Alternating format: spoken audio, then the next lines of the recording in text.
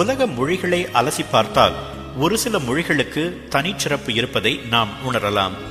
உதாரணத்திற்கு தமிழுக்கு ழ என்ற எழுத்து தனிச்சிறப்பு. அதேபோல் ஆங்கில மொழிக்கும் ஒரு தனிச்சிறப்பு உண்டு. ஆக குறைவாக 26 எழுத்துக்களை கொண்ட ஓர் எளிய மொழி என்பதுதான் அந்த தனிச்சிறப்பு. அதனால் தானோ என்னவோ அந்த மொழி இன்று உலக மொழியாக இருக்கிறது. அந்த உலக மொழிக்கு அழகு சேர்த்தவர்கள் பலர், பெருமை சேர்த்தவர்கள் சிலர்.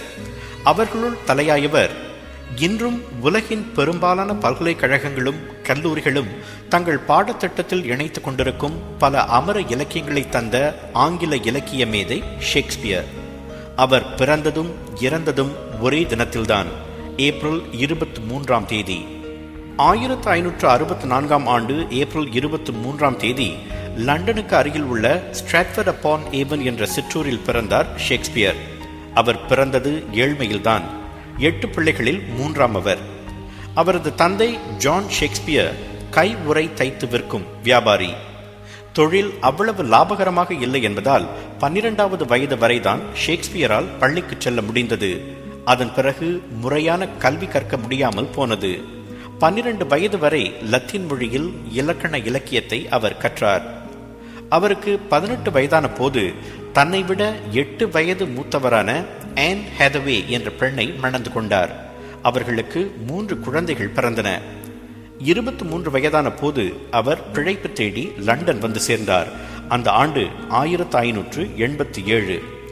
அடுத்த 6 ஆண்டுகள் அவர் என்ன செய்தார் என்பது குறித்து பலதரப்பட்ட கருத்துக்கள் நிலவுகின்றன. அவற்றுள் ஒன்றை பார்ப்போம். அந்த காலகட்டத்தில் நாடகங்களுக்கு புகழ்பெற்ற நகரமாக விளங்கியது லண்டன். சில இடங்களில் தினசரி நாடகங்கள் மேடையேறும். பல பகுதிகளிலிருந்து சீமான்களும் செல்வந்தர்களும் குதிரை வண்டிகளில் நாடகம் பார்க்க வருவார்கள். அப்படிப்பட்ட ஒரு நாடக கொட்டகையில் குதிரை வண்டிகளை காவல் காக்கும் வேலை அவருக்கு கிடைத்தது. அப்படி குதிரைகளை காவல் காத்த ஷேக்ஸ்பியர் தான் பிற்காலத்தில் ஆங்கில இலக்கியத்தின் முகவரியை மாற்றப் போகிறார் என்பது அந்த நாடக கொட்டகையின் உரிமையாளருக்கு அப்போது தெரிந்திருக்க நியாயமில்லைதான். ஷேக்ஸ்பியருக்கு ஞாபகத்திறன் அதிகம். குதிரைகளை காவல் காக்கும் அதே நேரத்தில் நாடகங்களை ரசித்து பார்த்த அவர் வசனங்களை மனப்பாடம் செய்து கொள்வார். இந்த வசனம் இப்படி இருந்திருக்கலாமே என்று தனக்குள் நினைத்துக் கொள்வார். இது சினிமா கதை போல் இருந்தாலும் ஒரு நாள் அந்த சம்பவம் நிகழ்ந்தது. அரங்கம் நிறைந்த கூட்டம். நாடகம் தொடங்குவதற்கு சில நிமிடங்களுக்கு முன்பு முக்கிய பாத்திரத்தில் நடிப்பவர் வரவில்லை என்பது தெரிந்து பதறிப்போனார் நிர்வாகி. நிலைமையை உணர்ந்த ஷேக்ஸ்பியர் அந்த பாத்திரத்தில் தாம் நடிப்பதாக கூறினார். வேறு ஒரு நேரமாக இருந்திருந்தால் அந்த நிர்வாகி நகைத்திருப்பார். ஆனால் அப்போது வேறு வழி தெரியாததால் அவரும் சம்மதிக்க ஷேக்ஸ்பியருக்கு ஒப்பனை செய்யப்பட்டது. நாடகமும் தொடங்கியது. தனக்கு முன் நடித்தவரை காட்டிலும் அந்த பாத்திரத்தில் மிகச் சிறப்பாக நடித்து பலத்த கைத்தட்டலையும் பாராட்டையும் பெற்றார் ஷேக்ஸ்பியர். சில முக்கிய காட்சிகளில் அவர் சொந்தமாகவும் வசனம் பேசினார். அந்த வரவேற்பை பார்த்து மகிழ்ந்து போன நிர்வாகி தொடர்ந்து நடிக்க ஷேக்ஸ்பியருக்கு வாய்ப்பு கொடுத்தார். சில நாடகங்களையும் அந்த நிறுவனத்திற்காக எழுதி கொடுத்தார் ஷேக்ஸ்பியர். 1592 லண்டன் மாநகரை பிளேக் என்ற கொடிய நோய் அலைக்கழிக்க தொடங்கியது. அண்மையில் ஏற்பட்ட சாஸ் நோய் எப்படி சில நகரங்களை முடக்கியதோ அதேபோல் பிளேக் நோயால் முடங்கி போனது லண்டன் மாநகரம். அதனால் கிட்டத்தட்ட 2 ஆண்டுகள் அனைத்து நாடக கொட்டகைகளும் மூடி கிடந்தன. நாடக கலைஞர்களுக்கு பிழைப்பு இல்லாமல் போனது. ஆனால் லண்டனை அலைக்கழித்த அந்த நோய்தான் பல அமர காவியங்களை படைக்கும் வாய்ப்பையும் கால அவகாசத்தையும் ஷேக்ஸ்பியருக்கு தந்தது. அந்த 2 ஆண்டுகளில் அவர் நிறைய நாடகங்களையும் கவிதைகளையும் எழுதி குவித்தார். சானட் எனப்படும் புதுவகை கவிதைகளையும் அவர் புனைந்தார். பிளேக் நோய் முடிந்தவுடன் அவரது நாடகங்கள் புத்தகமாக வெளிவரத் தொடங்கின. 24 ஆண்டு இலக்கிய பணியில் அவர் மொத்தம் 37 நாடகங்களை எழுதினார் என்று சொல்வதை விட இயற்றினார் என்று சொல்ல வேண்டும். துன்பியல், இன்பியல் என 2 பிரிவுகளாக அவரது நாடகங்களை வகைப்படுத்தலாம். A Midsummer Night's Dream, As You Like It, The Taming of the Shrew, Merchant of Venice போன்றவை இன்பியல் நாடகங்கள். Romeo and Juliet, Hamlet, Othello, King Lear, Julius Caesar, Antony and Cleopatra போன்றவை அவரது புகழ்பெற்ற துன்பியல் நாடகங்கள். எத்தனையோ மொழிகளில் எத்தனையோ இலக்கியங்கள் வந்தாலும் இன்றும் காதலுக்கு முகவரி சொல்லும் மிக முக்கியமான உலக இலக்கியம் ரோமியோ அண்ட் ஜூலியட் என்பதை எந்த மொழி அறிஞராலும் மறுக்க முடியாது.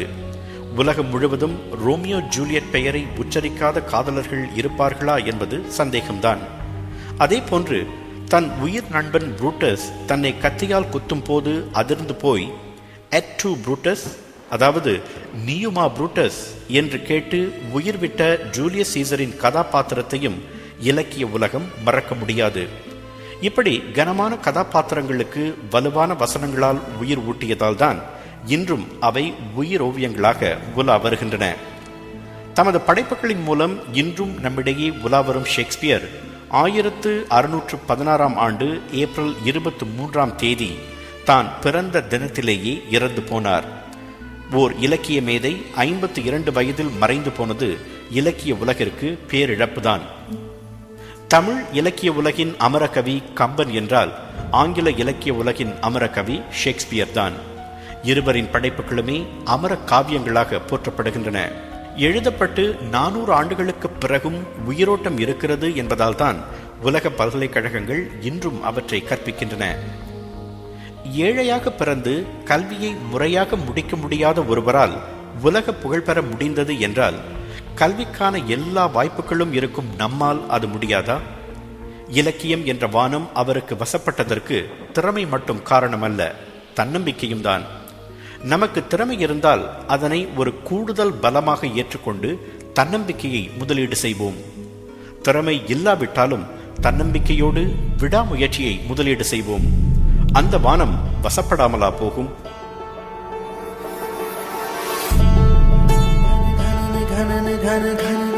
வானம் வசப்படுமே.